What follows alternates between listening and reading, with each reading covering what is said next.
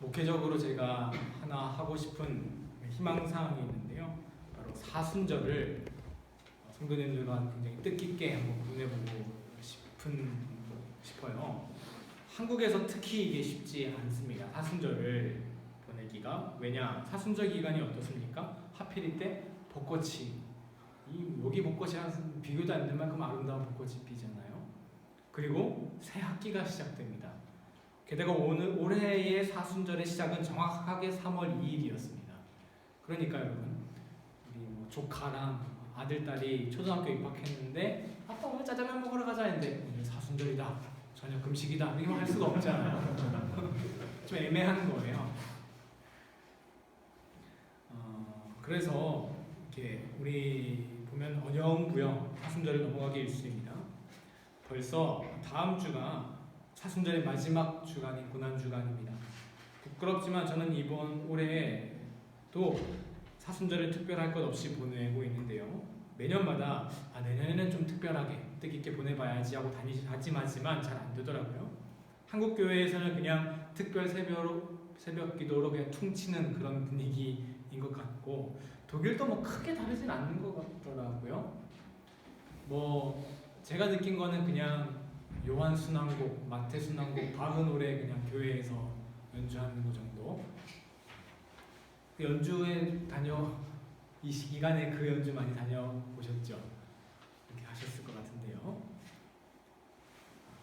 그래서 저는 이제 한국 상황에 꼭 맞는 그런 한국인에게 꼭 맞는 뜻깊고 의미 있는 그런 사순절 계획을 세워보는 게 제 소망입니다.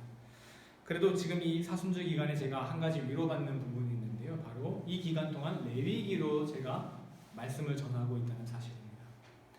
제사 때 희생되는 그 어린 양이 바로 무엇을 가리키고 있습니까? 예수님의 십자가를 가리키고 있는 것 아니겠습니까? 사순절과 이 레위기 말씀이 꼭 아주 찰떡궁합으로 맞더라고요. 제가 이걸 의도하고 레위기 설교를 시작한 게 아니거든요. 현실적으로 제가 여러분을 위해서 이제 할 수 있는 일이 한 주에 한 번 말씀 전하는 것밖에 없는데,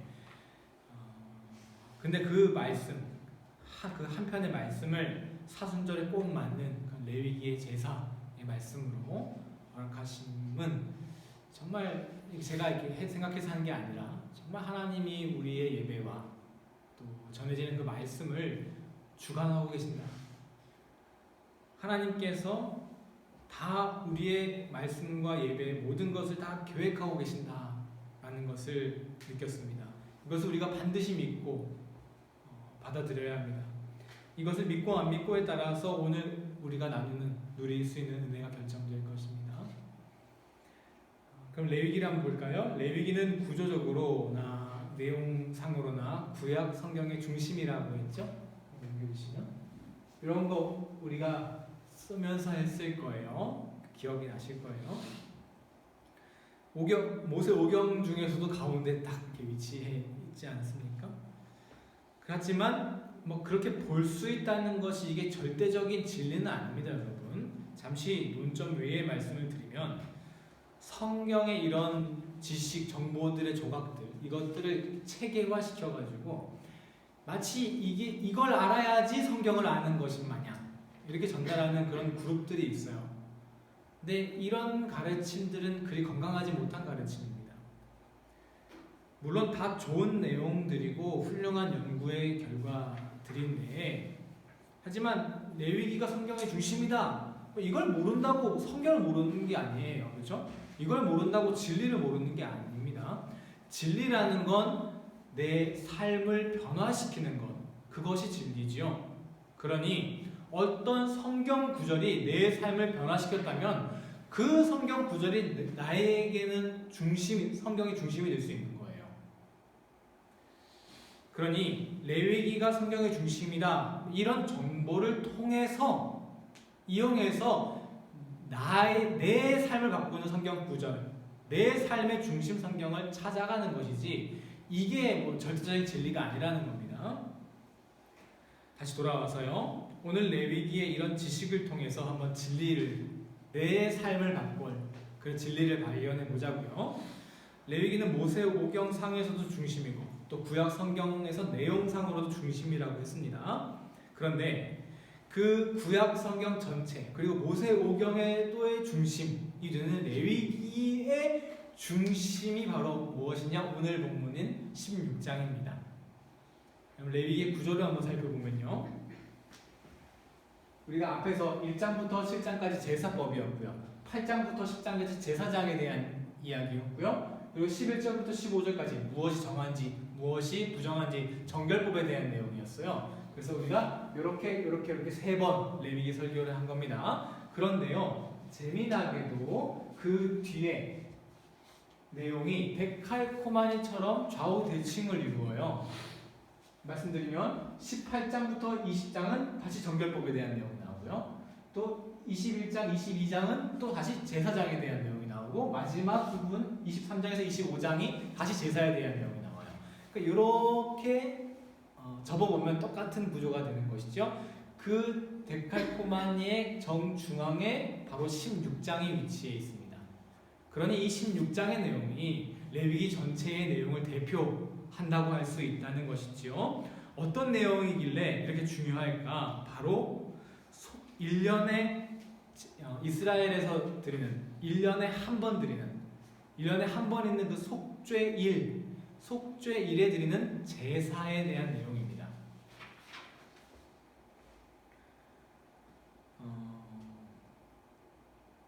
대제사장이 그 이스라엘 성막의 지성소에 1년에 한 번 딱 들어갈 수 있잖아요.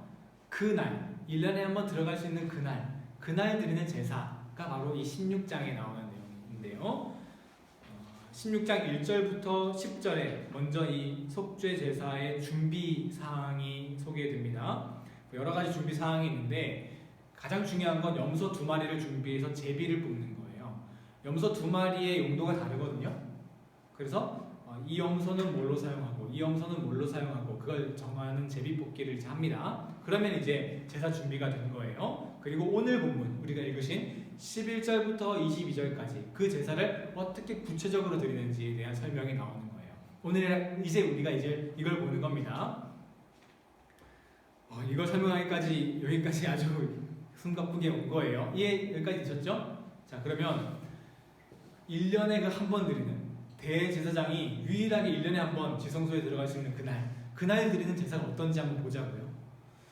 첫째는 이 속죄 제사는 크게 세 단계로 구분할 수 있어요. 첫째는 11절입니다. 11절 한번 함께 읽어볼까요? 시작.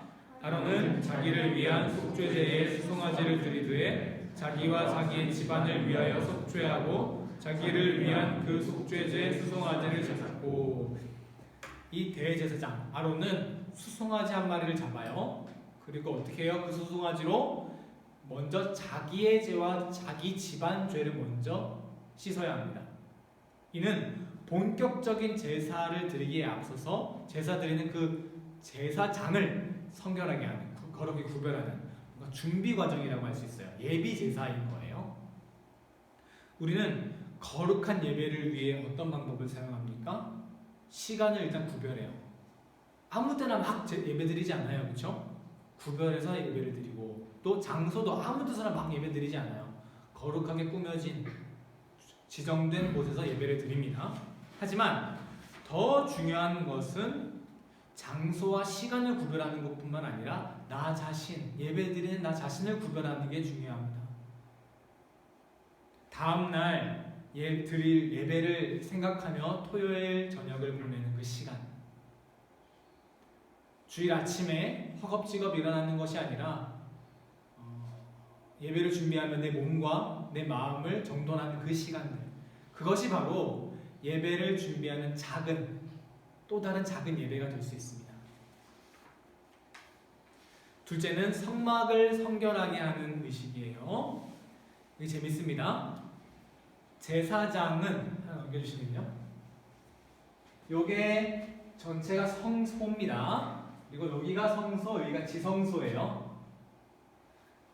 이제 제사장이 숯불이 아니라 향을 양손에 이렇게 가지고 여기 슬그머니 들어가가지고 이렇게 여기 앞에 여기 이 언약궤 앞에다가 이렇게 쏟아놔요.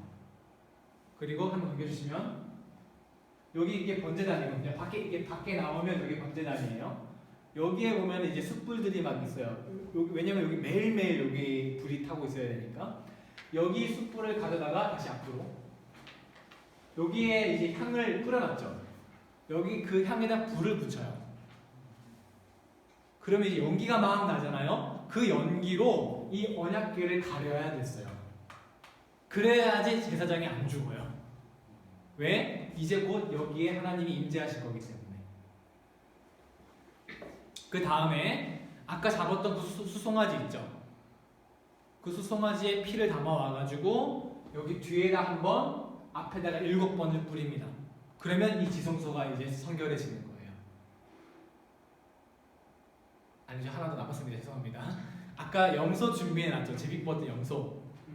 그 염소도 잡아서 그 똑같이 그 피로 아까 앞에처럼 똑같이 그 피로 하면은 이제 성결해지는 거예요. 여기서 끝이냐? 아니에요. 나와서요. 넘겨주셔서 나와서 이 번제단도 성결하게 해야 돼요. 왜냐? 여기서 죄를 태우잖아요. 그래서 아까 그 잡았던 수송아지와 그 순염소 그 피를 일단 여기 4개 뿔에다 바르고 또 여기 위에다 7번 뿌립니다. 그러면 이제 이 성막 전체가 드디어 성결해진 거예요. 아니, 성막이라는 건 이름 자체가 거룩한 텐트잖아요. 그런데 왜 거룩하게 구별된 걸 또 거룩하게 만들어야 되냐? 그 이유가 16절에 나오는데요. 세 번역으로 한번 함께 읽어봅시다. 시작. 그는 성소를 성결하게 하여야 한다. 이스라엘 자손이 부정을 탔고 그들이 온갖 죄를 지었으므로 성소마저 부정을 탔기 때문이다. 무슨 말이에요? 너희 죄가 얼마나 심각했으면 거룩하게 구별된 성막마저 이렇게 부정을 탔겠냐, 부정해졌겠냐, 이 말이죠. 아무리 거룩하게 구별된 것이라도 죄로 인해 얼마든지 부정해질 수 있다는 경고입니다. 하나님께서 크게 사용했던 목사님들 아주 거룩해 보이잖아요. 하나님이 아주 크게 부흥을 일으켜 주셨던 그런 교회들 거룩해 보이잖아요. 얼마든지 부정해질 수 있다는 것이죠. 사울처럼, 솔로몬처럼 말입니다. 이제 그 다음 세 번째가 바로 이 제사의 하이라이트예요. 21절입니다. 함께 읽어볼까요? 21절 시작. 아론은 그의 두 손으로 살아있는 염소의 머리에 안수하여 이스라엘 자손의 모든 불의와 그 범한 모든 죄를 알고 그 죄를 염소의 머리에 두어 미리 정한 사람에게 맡겨 광야로 보낼지니. 아까 염소가 2마리 준비했잖아요. 한 마리는 어떻게 했어요? 좀 죽었죠. 근데 한 마리 아직 살아있잖아요. 그 염소를 앞으로 여기 어디 공간에서 그 염소에다가 이마에다가 손을 딱 올리고 이스라엘의 모든 죄를 자백합니다. 그러면 어떻게 되는 거예요? 이스라엘의 이 모든 죄가 이 염소에게 이제 쓰여지는 거예요. 전가가 된 거예요. 바로 이것이 죄 사함의 은혜인 거죠. 그리고 이 염소를 어떻게 해요? 22절 읽어볼까요? 시작. 염소가 그들의 모든 불의를 지고 접근하기 어려운 땅에 이르거든 그는 염소를 광야에 놓을지니라. 염소에게 죄를 다 전가했어요. 그런 다음 이 염소를 어떻게 해요? 광야에다가 확 풀어놔 버려요. 그러면 이 모습을 영적으로 보면 어떻게 돼요? 이스라엘의 모든 죄가 이 염소에게 모였다가 이 염소가 이스라엘 진영 밖으로 빠져나가는 거예요. 바로 이스라엘의 죄가 저기 멀리 탁 사라져 버리는 것이죠. 바로 죄사함의 은혜입니다. 우리에게 더욱더 은혜가 되는 것은 바로 이 22절에 염소가 그들의 모든 불의를 지고 이 표현이에요. 히브리어 성경 원어에는 있지만 여기는 빠져있는 단어가 있는데 바로 여기 사이에 자기 위에라는 표현이 빠져있어요. 여기 한글 성경에는 넣어서 읽어보면 염소가 그들의 모든 불의를 자기 위에 지고 이런 식으로 표현이 되어 있어요. 그러니 사실 정황상으로 보면 염소가 그냥 당한 거예요. 그렇죠? 수동적으로 당한 거예요. 하지만 성경에는 어떻게 기록되어 있냐면 이게 이상하게 염소가 능동적으로 스스로 우리들의 죄를 짊어진 것처럼 써 있어요. 염소가 능동적으로 짊어졌다고 나오잖아요. 이것이 우리에게 참 은혜가 됩니다. 왜요? 마치 예수님처럼 우리의 죄를 스스로 짊어지신 것을 의미하고 있기 때문입니다. 이것이 바로 1년에 한 번 속죄일에 드리는 속죄의 제사입니다. 그런데 여러분, 속죄제가 이미 앞에 한 번 있었어요. 그렇죠? 이스라엘의 제사가 5가지 있다고 그랬어요. 번제, 소제, 속건제, 화목제, 속죄제. 이 속죄제는 내가 죄를 지은 것 같으면 언제든지 드릴 수 있는 특별 제사였어요. 근데 속죄제가 이름 똑같은 게 2개인 거예요. 똑같은 거라고 우리가 보통 생각을 해요. 그리고 이 속죄제가 중요하니까 1년에 한 번 정해서 더 크게 대표해서 기념하는 정도로 오늘의 이 속죄일의 속죄제를 생각한다고요. 왜냐하면 이름이 똑같으니까. 하지만 이름만 똑같을 뿐이지 이 앞에 5가지 제사 중에 속죄 제사랑 이 속죄일에 드리는 속죄 제사랑 완전히 다른 겁니다. 첫 번째, 드리는 방법이 전혀 다르죠. 이 속죄일에 드리는 속죄제는 정말 특이한 방법이에요. 핵심이 염소를 떠나보내는 거잖아요. 중요한 건 양을 안 쓰고요. 그리고 죽이지 않는 제사예요. 그러니까 제사 방법이 전혀 달라요. 아예 다른 제사라는 거예요. 그러면 왜 속죄라는 같은 목적을 가지고 2개의 제사가 있는 걸까요? 바로 씻어야 하는 그 죄의 종류가 다르기 때문입니다. 이게 무슨 말인가 하실 거예요. 죄의 종류? 어떤 죄의 종류가 있을까요? 우리는 죄라고 떠올리면 나의 죄만 떠올려요. 무슨 말이냐? 개인적이고 사적인 영역의 죄만 생각한다고요. 내가 친구를 미워했다거나 아니면 내가 성실하게 살지 못했다거나 내가 거짓말을 했다거나 개인에게 해당되는 죄만 떠올립니다. 하지만 죄라는 것은 개인의 죄만 있는 것이 아니라 공동체와 사회에 속한 죄도 있습니다. 공동체 전체가 짓는 죄가 있어요. 그러면 공동체의 죄라고 했을 때 어떤 느낌이세요? 개인의 모든 죄를 합한 것이라고 생각하는데 그게 아닙니다. 공동체의 죄라는 것은 개인 모든 죄의 합이 아니라 공동체만이 갖는 죄가 따로 있어요. 오늘 소개해드린 이 속죄일에 드리는 이 속죄제사, 이건 바로 이스라엘 전체 공동체의 죄를 씻는 제사인 거예요. 여러분, 오늘 4월 3일 제주도에서 어떤 일이 일어났습니까? 1948년 4.3 항쟁이 있던 날입니다.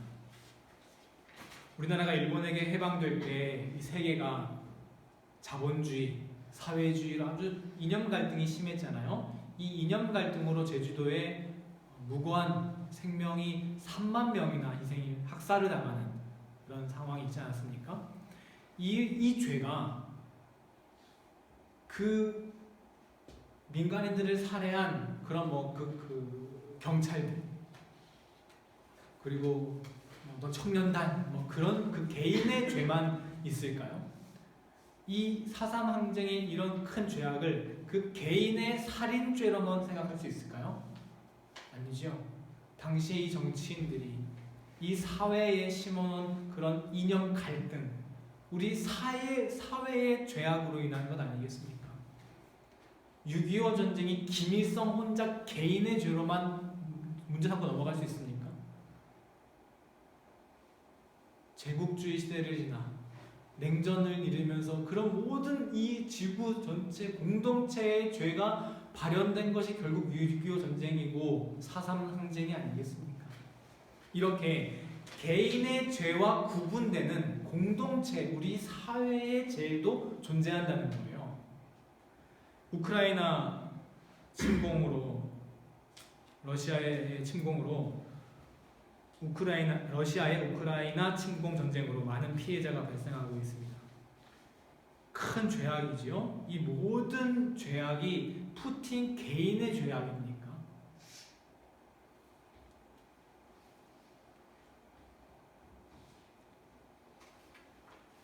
현재 우크라이나의 민간인 사망자가 2,000명에 이르렀다고 합니다. 민간인만. 그런데 이 2,000명이라는 숫자는요, 우리나라에서 대한민국에서 산업재 노동자가 한 해 사망하는 숫자, 한 해 사망하는 노동자의 숫자가 2,000명입니다. 그러니까 여러분, 우리나라에서는요, 매년마다 러시아 우크라이나 전쟁이 매년마다 일어나고 있는 거예요. 산업 전쟁이 계속 일어나고 있는 겁니다. 이것을 한 관리자 개인의 책임으로만 치부할 수 있겠습니까? 아니죠. 자본의 효율성과 기업의 이익을 생명보다 더 중요하게 여기는 그 사회.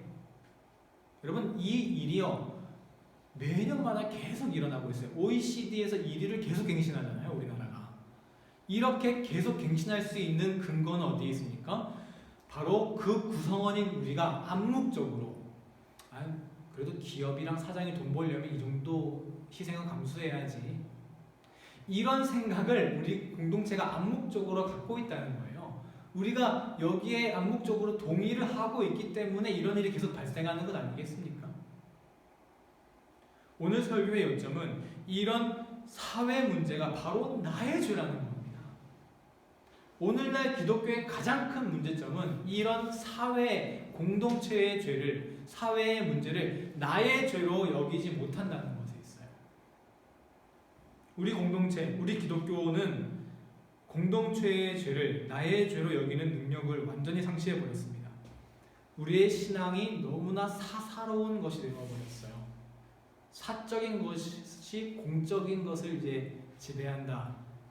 어렸을 때 막 한나 아렌트 이런 사사화 이런 거 배운 거 기억이 나는데, 그러다 보니까 여러분, 요즘 교회에서 이야기하는 그런 신앙에 대해서 얘기하면 어떤 것 이런 많이 얘기합니까? 내적 치유 이런 말 한참 유행하지 않았습니까? 그러다 보니까 완전 개인의 감정에만 아주 집착하는 기독교가 되어버렸어요. 여러분, 이런 청소년들 집회 가면은 애들 울리는 거가 아주 전부예요. 그렇죠? 교회에서 펑펑 울면 그게 신앙 최고입니다. 다른 거 뭐 없어요. 공동체의 죄 이런 것 자체를 모릅니다. 요즘 교회는요. 여러분, 이게 마틴 루터 프로테스탄트 종교 개혁의 하나의 부작용의 하나예요. 여러분, 왜 천주교가 보면은 천주교가 우리보다 훨씬 더 사회적인 활동 많이 하는 것 같이 느껴지죠? 왜 그렇습니까? 루터가 종교개혁한 게 개인의 신앙의 회복이었거든요. 그런데 이게 너무 과도하게 가다 보니까 이 사회 영역을 완전히 잃어버린 거예요.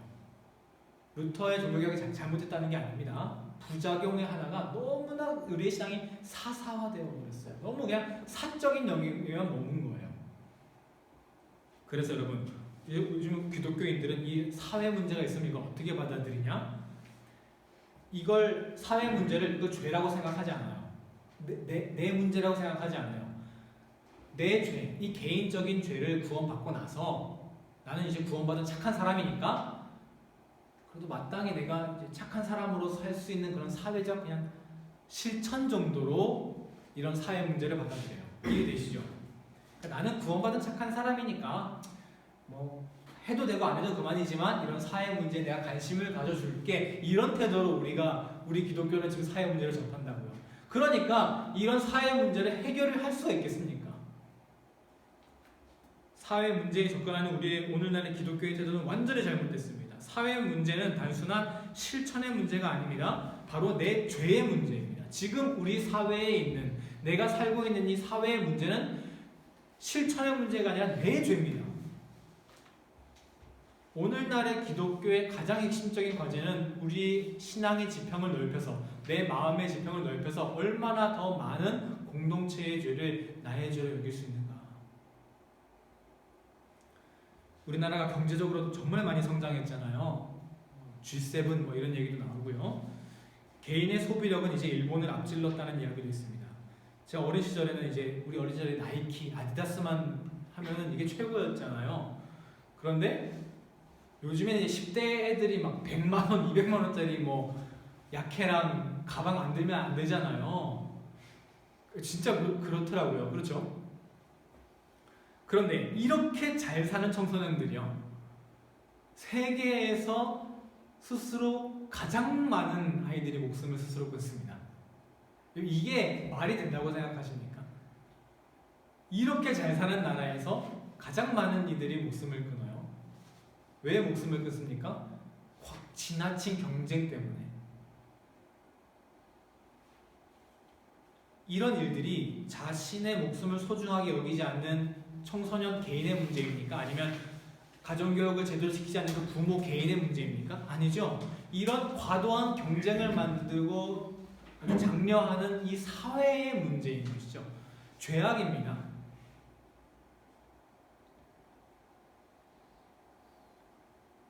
이렇게 개인의 죄와 구별되는 사회의 죄가 있다는 것입니다. 중요한 건 지금 이 어린 영혼들이 죽어가는 이 사회의 죄, 이 죄가 내 죄라고 여길 수 있는가?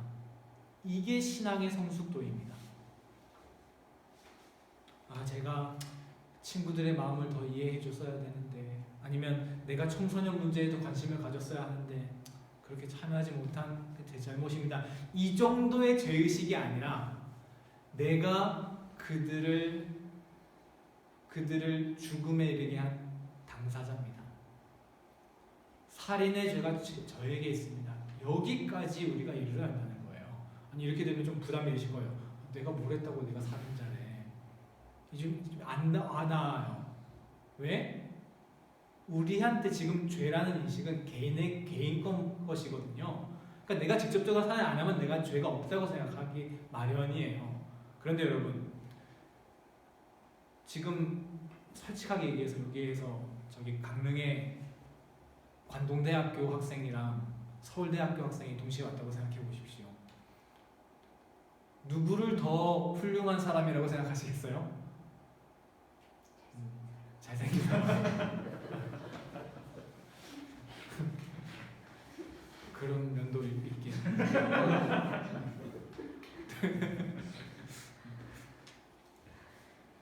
대학으로 사람 능력을 판단하고 또 외모와 직업 그리고 봉급 이런 것으로 따라 태도를 달리하는 우리의 모습, 우리 어른들의 이런 모습이 쌓여서 이 경쟁 사회를 만든 것 아니겠습니까?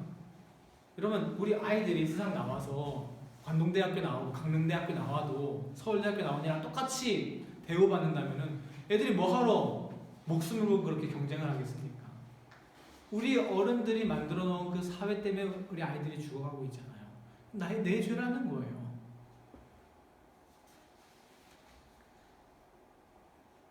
공동체의 죄는 내가 사회 참여에서 내가 해결해야 하는 어떤 나의 실천 과제가 아닙니다. 공동체의 문제는 내가 사함받아야 하는 내 절박한 죄의 문제예요. 그래, 나에게도 사회 책임이 있지, 내가 사회에 참여하자, 이게 아니라 절박하게 내가 구원받기 위해서는 사함받아야 하는 죄의 문제라는 거예요. 사회 문제를 나의 죄로 여길 때 비로소 그 사회 문제가 해결될 수 있습니다. 백날 똑똑한 사람이 나와서 제가 더 나은 세상에 대한 사명감을 갖고 세상을 바꿔나가겠습니다 하면 절대 세상 안 변합니다. 우리 기독교인들이 이 사회 문제 나의 죄입니다, 회개합니다 할 때 그 사회의 문제가 해결되는 것 아니겠습니까? 우리는 2014년 세월호를 바라보며 함께 울었습니다. 하지만 이 울었을 때 이 눈물이 불쌍해, 안타까워 이런 동정의 눈물이 아니었어요. 가장 많이 등장한 단어가 뭡니까? 미안해요 였어요. 아니, 내가 배를 운전한 것도 아니었고 내가 불법으로 배를 증축한 것도 아니었는데 왜 우리는 미안해 했을까요? 우리는 그 일을 내 잘못이라고 여겼습니다. 내가 잘못해서 저들이 죽었다. 그럼 구원은 언제 시작됩니까? 내가 죄인임을 깨달았을 때 구원이 시작돼요. 그런데 공동체의 죄를 나에게 내 죄라고 깨닫는 것이 가장 성숙한 회개의 시작이거든요. 하나님이 우리 이 땅에 펼치고 싶은 구원의 역사의 완성은 뭡니까? 이 전체, 이 사회 전체의 하나님 나라의 완성 아니겠습니까? 개인의 구원은 그거의 시작입니다. 우리의 개인 영혼이 구원을 받기 시작해서 이 사회 전체가 하나님의 나라가 되는 것. 그것이 하나님의 구원의 꿈 아니겠습니까? 그런데 우리는 개인의 죄만 생각하고 있으면 이 하나님 공동체의 건립, 하나님의 나라를 세워나가는데 우리가 어떻게 쓰임받을 수 있겠습니까? 우리는 그동안 우리 기독교는 개인의 죄를 씻는 이 일반 속죄제는 너무나 잘 드렸어요. 하지만 1년에 한 번 꼭 드려야 하는 이 레위기 16장의 속죄제는 전혀 드리지 못했습니다. 사회의 죄라는 것을 깨닫지 못했기 때문입니다. 그냥 사회의 문제는 그냥 해도 되고 안 해도 그만인 그냥 실천사항으로만 치부를 했다는 것이죠. 오늘날 우리는 내 영혼의 지평을 넓혀서 이 공동체와 사회의 문제까지 나의 죄로 받아들일 수 있는 그런 넉넉한 영혼을, 마음을 가져야 합니다. 그때 비로소 개인의 구원을 시작으로 하나님 나라를 만들어 나가시려는 그 하나님의 구원의 계획에 동참하는 하나님 백성이 될 것입니다. 오늘날 이스라엘 공동체의 죄를 사했던 그 속죄일의 속죄 제사가 회복되는 우리 예배 또 우리 공동체가 되기를 예수님의 이름으로 간절히 축원합니다. 기도하겠습니다. 하나님, 오늘 사회의 죄, 공동체의 문제가 바로 나의 죄의 문제라는 사실을 깨닫습니다.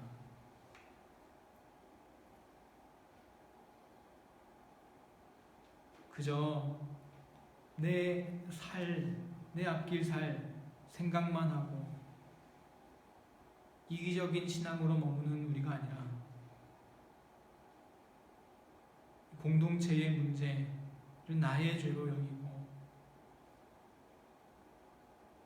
함께 하나님 나라 건국에 앞장서 일하는 우리 되도록 주님 인도해 주옵소서. 예수님의 이름으로 기도드렸습니다.